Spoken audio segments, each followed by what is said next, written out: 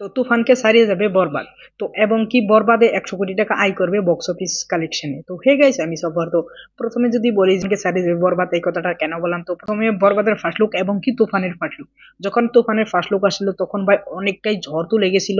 তো তুফানের ফার্স্ট লুকের মতনই বরবাদেও ভাই যখন আসলে ভাই তখন ইন্টারনেট ব্লাস্ট হয়ে গেছিল 2-3 দিনের মতন।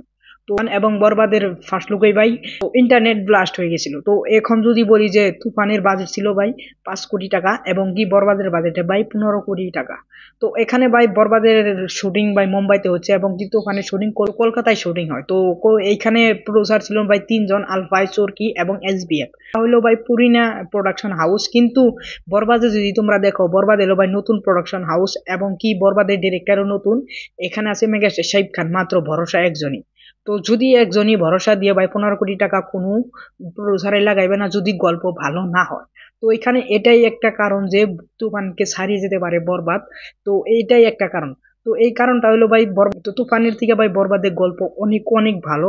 কারণ এখানে মেগাস্টার শাহিদ খানকে যেভাবে এক্সাইটেড আমরা দেখতে পারি যখন ফার্স্ট লুক রিভিল হলো তখনও, আর যখন আমরা কাতারে দেখলাম, কাতারও ভাই অনেক এক্সাইটেড বরবাদ সিনেমাটাকে নিয়ে।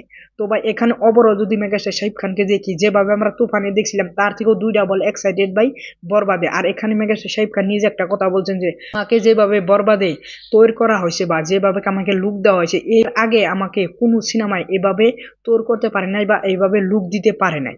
তো এটা শুনেও আমরা বলতে পারি যে তুফানকে ছাড়িয়ে যাবে বরবাদ। তো এর পাশে যদি আমরা দেখি যে বরবাদে 100 কোটি টাকা আয় করবে, তো এটা বলছেন মেগাস্টার শাকিব খান। তো মেগাস্টার শাকিব খান এইভাবে বলে নাই যে আমার সিনেমায় 100 কোটি টাকা আয় করবে। যে মেগাস্টার শাকিব খান এইভাবে বলছে যে আমাদের সিনেমার দেরি নেই, প্রায় 100-200 কোটি টাকা বক্স অফিস কালেকশন করবে। তো বলতে পারে না আমার সিনেমায় কালেকশন করবে, কিন্তু আমার সিনেমা কালেকশন করবে সেটা যদি বলে তাহলে অহংকারই মনে হয়। তো সেই কারণে মেগাস্টার শাকিব খান বলছে আমাদের সিনেমা আর দেরি নেই যে 100-200 কোটি টাকা ইনকাম করবে না, সেই দিন প্রায়ই চলে এসেছে। তো এই কনফিডেন্সটা মেগাস্টার শাকিব খানের তুফানের বেলায় ছিল যে আমাদের সিনেমার দেরি নেই, 100-150 কোটি টাকায় চলে যাবে। তো এটা তুফান নিয়েও ভাই অনেক একটা কনফিডেন্স ছিল। তো তুফানের পরে যদি আমরা কনফিডেন্স দেখি বরবাদ নিয়ে, তো এর আগে ভাই রাজকুমার সিনেমাটা ছিল। তো রাজকুমার সিনেমাটা মেগাস্টার শাকিব খান একটা কথাই বলেছিল যে এই সিনেমাটা ভালো মানের, উন্নত মানের একটা সিনেমা। এই সিনেমাটা বিদেশে শুটিং করা হয়েছে, এই সিনেমাটা অনেক ভালো, আপনারা দেখবেন আপনাদের মনে লেগে যাবে। তো এই সিনেমাটা অ্যাকচুয়ালি মনে লেগে গেছিল। তো ওইখানে বলছিল না যে এই সিনেমাটা এত কোটি টাকা ইনকাম করবে বা এই সিনেমাটা 100-150 কোটি টাকার ঘরে যেতে পারে।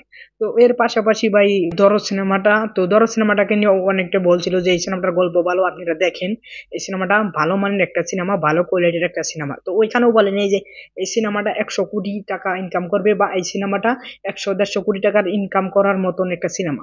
তো এটাও বলেনি, বরবাদে বলছে এবং তুফানে বলেছিল।